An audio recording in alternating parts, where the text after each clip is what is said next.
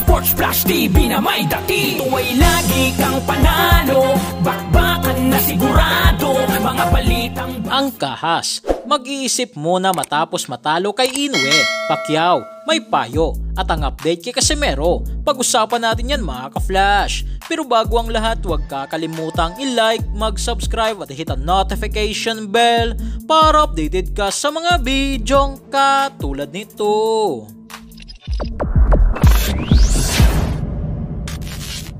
Sa pag-uwi nga po mga ka-flash ni former World Boxing Champion Jerwin Pretty Boy ang Kahas dito sa Pilipinas, ay pilit nitong hahanapin ang kumpiyansa sa sarili. Ito ay matapos matalo si ang Kahas kay Japanese WBA World Bantamweight Champion Takuma Inoue via 9th round knockout noong Sabado ng gabi sa Ryogoku Kokikan National Sumo Arena sa Tokyo, Japan. Ayon nga po mga ka-flash, kay ang Kahas ay nakakawalang araw kasi ng kumpiyansa sa sarili ang pagkatalo nito sa laban. Idagdag mo pang araw dito ang pagkababa ng moral nito dahilan para mawala ang kumpiyansa nito.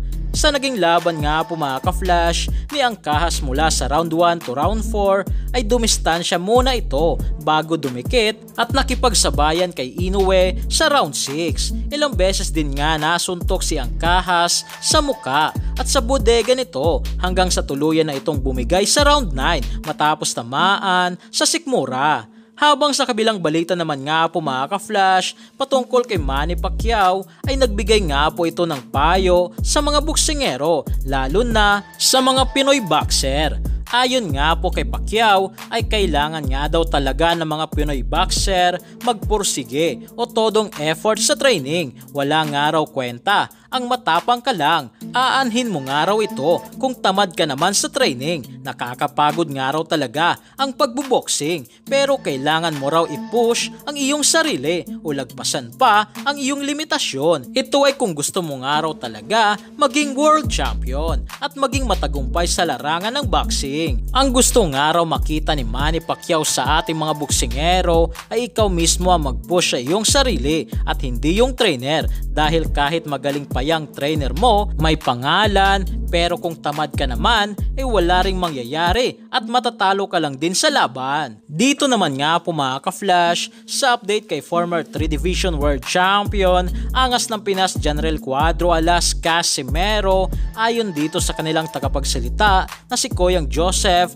ay 3 venue nga raw ang kanilang pinagpipilian para sa unang laban ni Casimero sa taong 2024. Yan nga raw ay sa bansang Pilipinas, Japan at South Korea.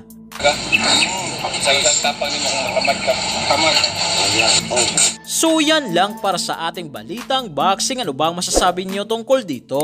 Para sa inyong komento at reaksyon na i-komento niyo na sa baba.